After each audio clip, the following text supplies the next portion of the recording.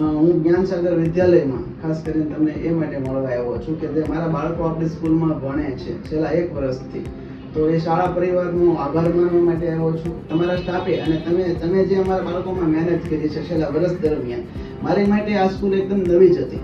પણ નવોદયનું ખાલી નામ હતું તો મને એવું થયું કે ભાઈ અહીં હું વિઝિટ લઉં.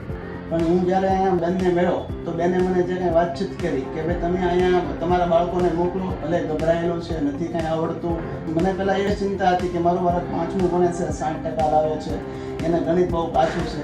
તો અહીંયા શાળા પરિવારમાંથી એના પ્રિન્સિપાલ મહારાજને મને એવું કહેવામાં આવ્યું હતું કે 3 મહિના એ બાળકોને મૂકો, જો તમને યોગ્ય ન લાગે ને તો હું તમને ડબલ ફીસ આપી દઈશ, તમે મને 1 વર્ષ ખાલી આપો. તો તમે આજે મેં એને 1 ધોરણ ખાલી પૂર્ણ કરાવ્યું છે, તો એ મારી બાળકીમાં તર્કશક્તિમાં વિકાસ થયો છે, પ્રશ્ન કરતી થઈ છે, કોઈની લાગણીમાં ન આવી જાય અને એનું કાલે વાર શોષણ ન થાય. એ આ બેનમાં ખાસ સારી એવી એનો સેન્સ છે. મારા 3 બાળકોમાં એ ટોપ છે, જે 60%થી આજે 80% સુધી લાવી છે. તો થેન્ક યુ જ્ઞાનસાગર વિદ્યાલય, તમારો અને તમારા સ્ટાફનો, પ્રિન્સિપાલનો, ટ્રસ્ટી મળવા બધાનો દિલથી આભાર માનું છું.